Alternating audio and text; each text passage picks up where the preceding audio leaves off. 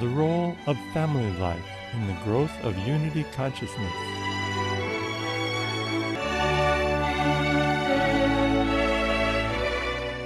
April 22nd, 1973, La Antilla, Spain.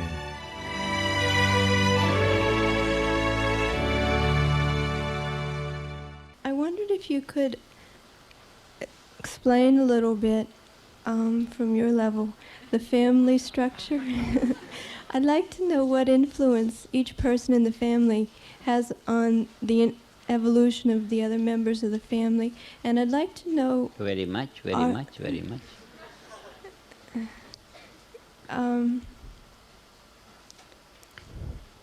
Could you just elaborate a little bit?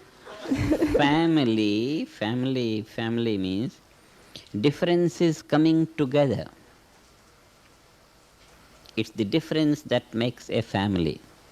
Everyone has his own mind, own feeling, everyone, but all come together in order to share life together for the purpose of growth. All grow together. First, togetherness of differences.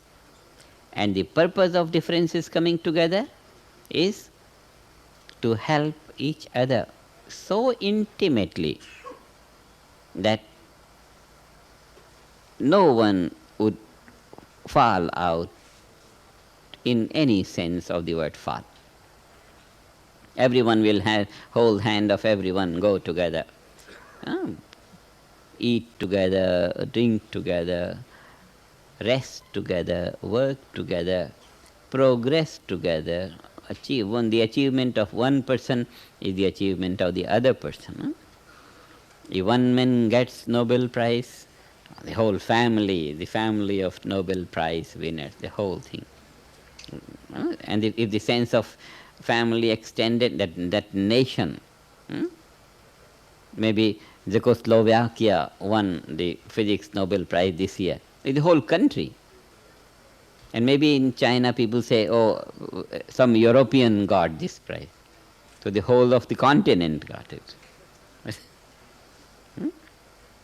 So family is to share the joy of living together, of growing together, of finding fulfillment together. Family, the living in a family is a very great beginning of that training to be individual and universal. Living in a family, because one doesn't go all by one's own whims. One always looks to the feelings of others, speaks some things which will not hurt anyone. And this is developing citizenship. Good qualities of mindfulness to the interest of others, not only one's own mindfulness. You sit on the table and you just don't grab all that is there, eat and run away. It's never there. You always serve to someone else and someone else and someone else, and others take care of you. It's a mutual. One lives for the other. This is the family living. Families. Everything in a family behavior is a training and a positive step towards universal awareness. One can't remain in a good family completely selfish, closed down to one's own interests and feelings. One has to mind what mother thinks, what father thinks, what sister thinks, what brother thinks, this mutual interest. And then it's such a joy. The sister gives something to the brother and the brother gives something to the sister. They expand their territory of influence among themselves. And this is what relationship means, and this is what behavior in a family life is meant for. This is a step, and a very positive step, which goes deep down in one's heart and mind. It goes deep into one's nature to care for others. And this is the beginning of universality in the individual.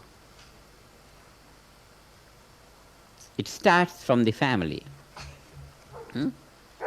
That proverb, what? Charity begins at home, or something like that. Universality, the gospel of universality, becomes a living reality starting from home, from family life. And from there one starts to care for friends. And from friends one starts to care for the friends of friends. And this is a step one starts to care for the strangers. And this is the start of a feeling of goodwill and concern for the whole of mankind. Completely strangers. This is how the steps of universality come to be lived in one's life, in one's daily life. They become a part of one's daily life. On the level of behavior, completely open eyes. We don't have to close eyes for that. So every aspect of one's thinking, behavior, perception, it starts to grow in that expanded awareness. And this is the utility of a family life, which starts with the love of mother and extends to love of father and love of brother, and then the friends, and then the friends of friends, and then the strangers. And then one is completely melted into goodwill and well-being and softness of all that love makes one grow into. The growth of individuality starts with the very pattern, with the very basic pattern of living in a family. It's a very practical teaching, and this one inherits without any education or anything. The very style of family life is such that it offers that much needed practical training and guidance to grow into expanded value of universal thinking, universal behavior, universal concern. Family life has a very great advantages, and this is in all parts of the world, and this is natural. Love of mother is absolutely natural. Love of father is absolutely natural. Love of brother, absolutely natural. Love of friends, absolutely natural. So in a very natural way, the stream of life expands to embrace the whole of universal value. There is a very great practical teaching. We don't have to think and analyze anything. It's enough that we are in a family. It's enough that we are in a family, and this growth is imbibed in the very structure of family living. This is the gift of every culture, no matter what.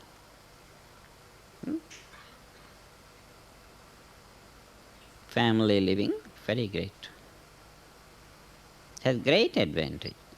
On the gross, it offers that which meditation offers in the subtle. Expansion of consciousness, expansion of awareness. Same thing is offered in the schools, colleges, universities. Expansion of awareness. More knowledge, more knowledge, more knowledge. Just expansion of awareness. In an automatic way, on the level of behavior, awareness expands. So when this expansion of awareness, which is a gift of living in a society, is supplemented and supported by the direct expansion of the content of mind through meditation, then the inner life and outer life both bring about that desired goal of this expansion very quickly. So very quickly. Monks who abstain from all social life. Now this is analyzing a situation where one closes one's gates of behavior and all that which a family life and social life offers. What happens to that person? A monk, always it has been a tradition that if one has opened the petals of one's inner unboundedness, one can't remain hidden beneath the caves. Somehow the caves push him out. It's natural. And he comes out to share his knowledge, his feelings, his achievements with others. And the moment he comes out, what he meets with is more and more expanded value, the same values which are available in family life in society. Expansion of awareness on the gross. More and more expanded values of mind and heart, thinking of others, feeling of others, expands. So the whole style of living is such that everything offers its maximum for the individual to grow as a universal. The survey of the whole nature of life, whole nature of living is such that one expands and becomes universal, no matter what one is doing. Doesn't matter what one is doing. This or doing this is insignificant, as long as one is doing something reasonable. It's enough. The very structure of living in the world is such that it has its value of becoming a means of evolvement, becoming a means of expansion, individual growth in universal value.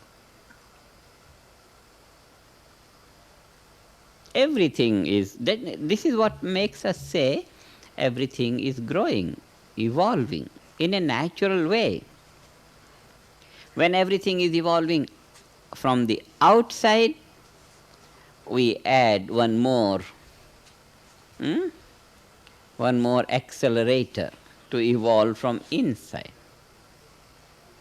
And then inner evolvement supports the outer natural evolvement through all behavior in society and family.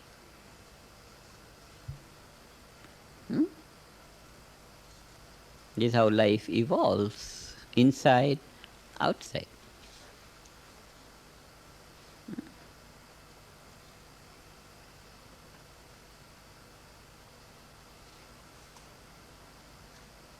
You have seen those engines, those old engines. In India they are very prevalent. The engine drives, but what makes the engine drive is they keep on putting in the charcoal all the time inside the engine. So it heats the boiler. So that process of heating the boiler must continue so that the outer engine will drive the whole car train. Meditation morning and evening inside must keep on heating the plant inside, so that through all behavior and activities and feelings, concern, all individuality grows to universal value. Is it insignificant then what differences come together to make a family?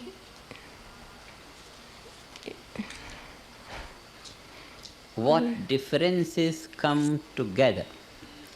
It's the nature of life that differences must dissolve.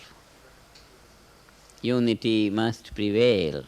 It's natural. Expansion means that.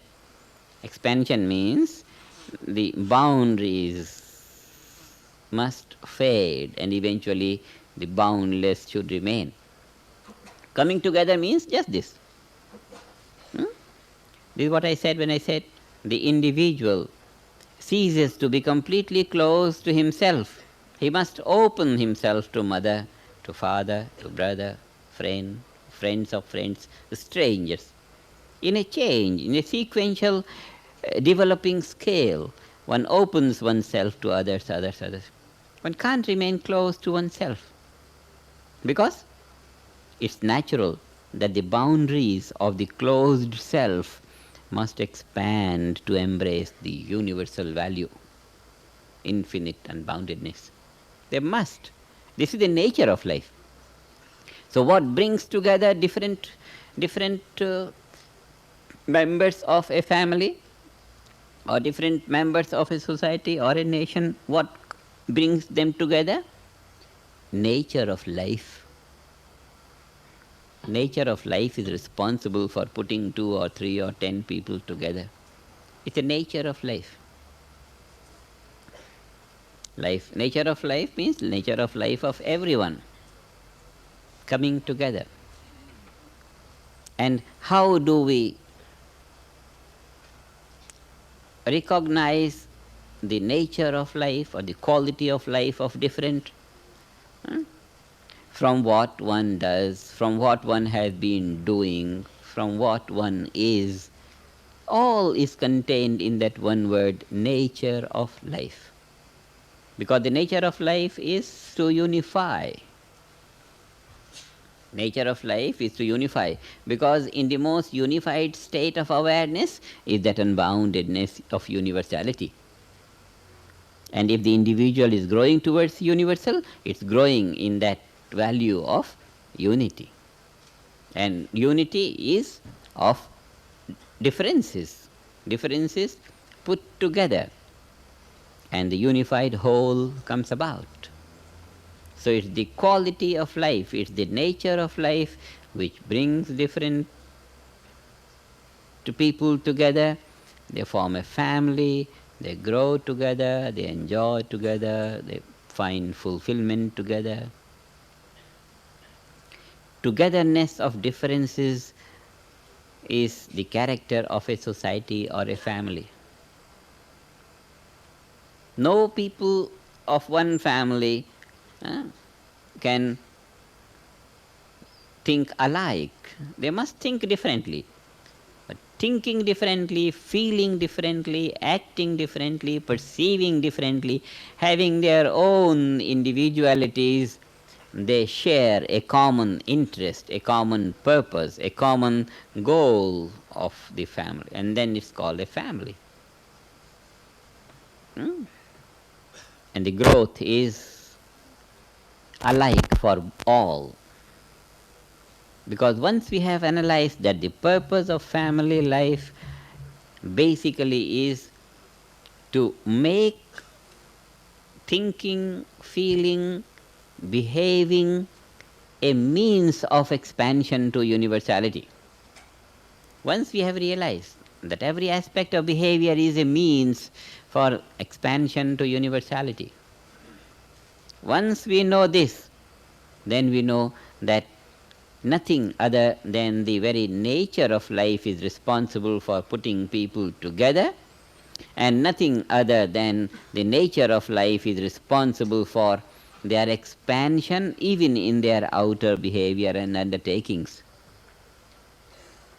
So it's just the play of the nature of life, this way or that way, and both ways.